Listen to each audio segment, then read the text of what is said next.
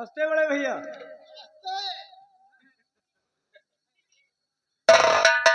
अरे चाचा जी, लगता है कि बड़े भैया ने हर वर्ष की तरह आज भी आपको झूठी तसल्ली दी है।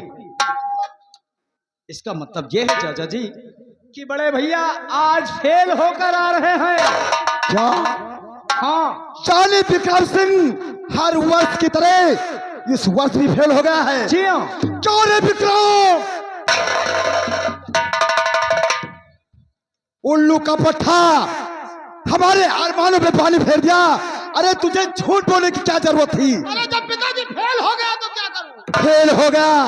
आज तूने अपने पिता का दिल खुश किया, उसके बाद मैं ये क्या सुना हूं कि झूठी तसल्ली हमारे दिल को दे रहा है। झूठ बोलने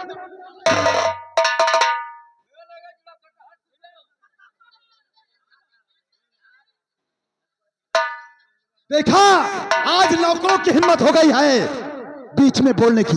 अरे चाचा जी, इसमें इतनी नाराजगी क्यों? अगरचे बड़े भैया आज फेल होकर आए हैं तो अगले वर्ष पास होकर जरूर दिखाएंगे। अरे बेटा राहुल, 7 वर्षों से लगातार एक ही क्लास में हरामजादा फेल होते आ रहा है। छोड़ो चाचा जी, कोई बात नहीं। कम से कम बड़े भैया मन लगाकर पढ़ते तो हैं।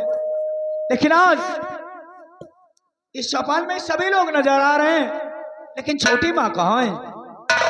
अरे बेटा राहुल, तुम्हारी छोटी माँ, तुम दोनों के जब आने का समय हो जाता है तो जानते हो कि हमेशा तुम दोनों के लिए नाश्ता तैयार करने लगती है, ताजा ताजा। आप सच कहते चाचा जी। ठीक है, उनका इंतजार करता हूँ।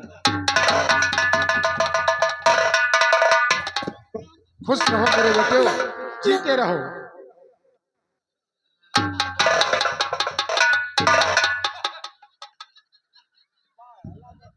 क्या रे बहादुरा और रामललवा, ये क्या कर रहा है?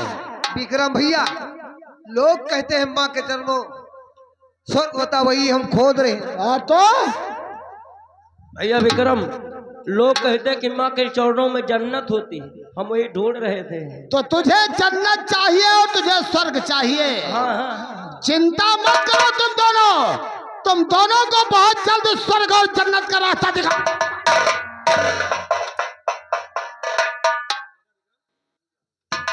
अरे बेटा विक्रम, आखिर तुम्हारे पिताजी तुमको क्यों डांट रहे थे? इनकी ऐसी आदत है, हमेशा डांटा करते हैं।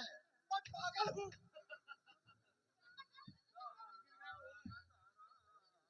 क्यों जी, मेरे बेटे को क्यों डांट रहे थे? अरे वाह, अरे लक्ष्मी देवी, तुम्हारे लाड प्यार ने तुम्हारे बेटे को तुम्हारे सर पे इतना बिठा लिया है कि इसी लायक है ये डांटने। मैंने अपने बेटे को बहुत लाड प्यार से पाला है और आप इसे डांटते हैं। अरे तो क्या करो, एक देखो। थाली लो, उसे फूलों से सजाओ, कपूर रखो, दीपक जलाओ और इसकी आरती उतारो। इस कदर मेरे बेटे को मत डांटा कीजिए। सुनो हमारी बात को। मेरे बेटे को ऐसे, मेरे बेटे को ऐसे न डांटा करो।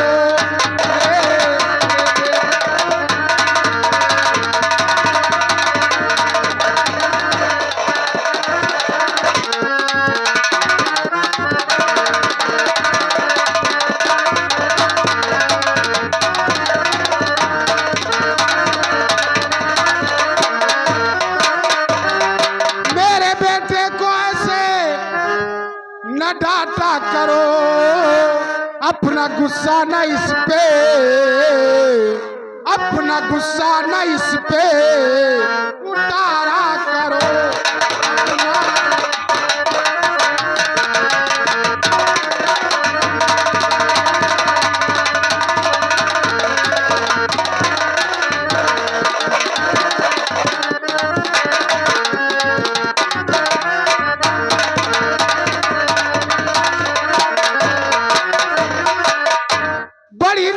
से पाला है अपना ललन, तुम्हारा हिला पर है जो सर पे बिठा करके आज हमारा बड़ी नाजों से पाला है अपना ललन। शान इस पीना, शान अपनी न इस पे दिखाया करो।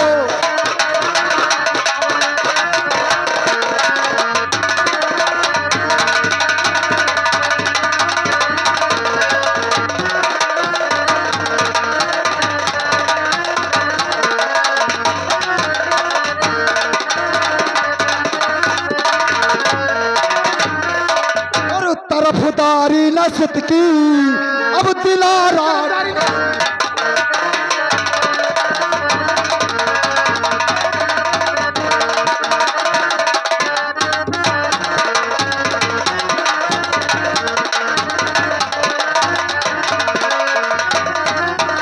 तरफदारी न सुत की तुम दिलारा करो और बीच में मत बोला माहे।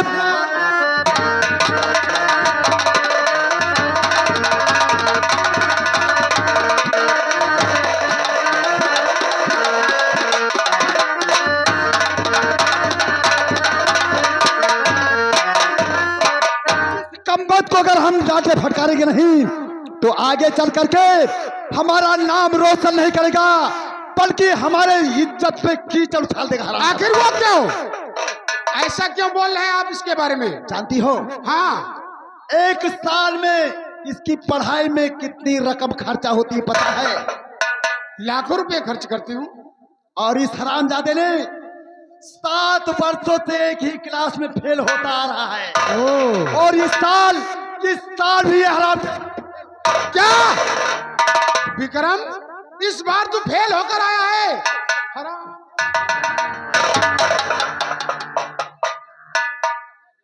बताओ कितना पैसा हम लोग खर्च करते हैं तुम्हारी पढ़ाई पर? काजू बादाम किशमिश दूध में डालो पिलाओ इसे। हाँ, लाखों रुपया पढ़ाई में इसकी खर्च करते हैं और तू फेल होकर आता है। फेल हो गया तो क्या करूं? गांव समाज में हमारी और अपने पिताजी की बेइज्जती करवाता है, इंसल्ट करवाता है। अरे माँ डांटती रहोगी या चूहे दौड़ रहे हैं? अच्छा, हाँ।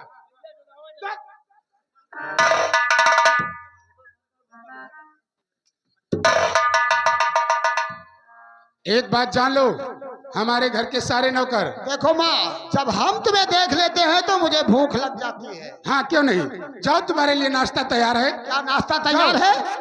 हाँ, बहादुरा, बादाम वाला दूध पिला देना हमारे बेटे को। बेटा राहुल, क्या बात है छोटी माँ? आखिर तुम्हारी पढ़ाई लिखाई के क्या समाचार हैं? सब अच्छा तो है? जिसके सर पर आप जैसे फरिश्तों का हाथ हो, उसके रास्ते में कोई मुश्किलें या बाधाएं कैसे आ सकती हैं? मैं आप लोगों के आशीर्वाद से आपका बेटा राहुल इस बार भी पास होकर आया। क्या पास होकर आए हो मेरे बेटे, मेरे लाल?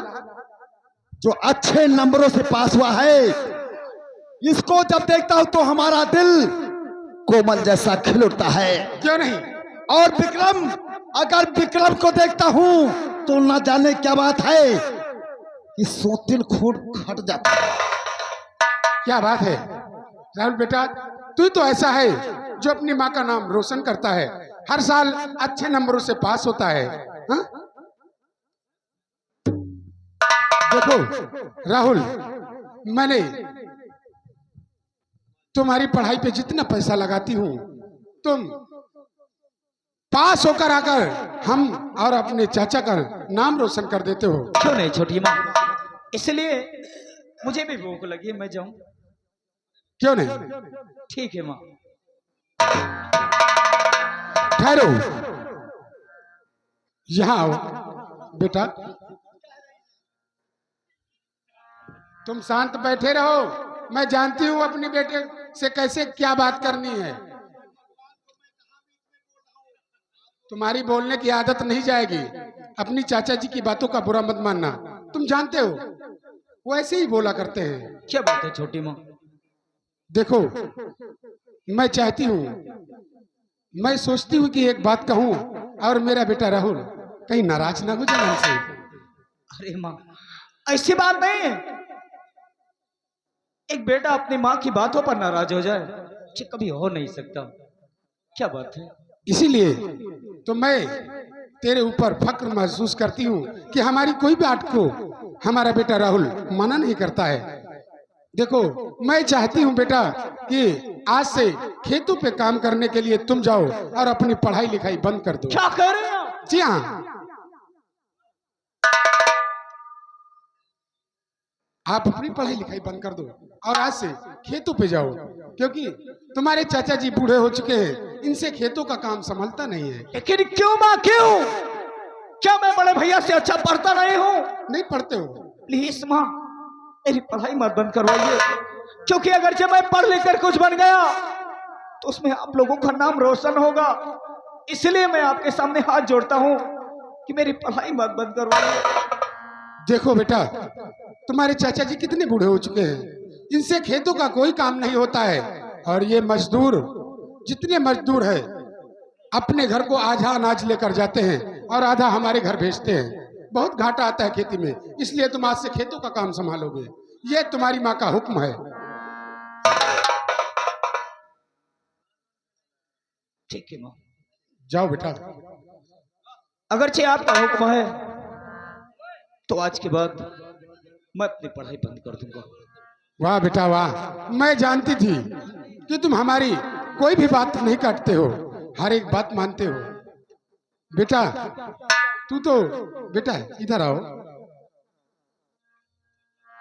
तू तो मेरा कितना प्यारा और लाडला बेटा है, कितना अच्छा बेटा है। और तोहरा में बसल बापरनवा हो,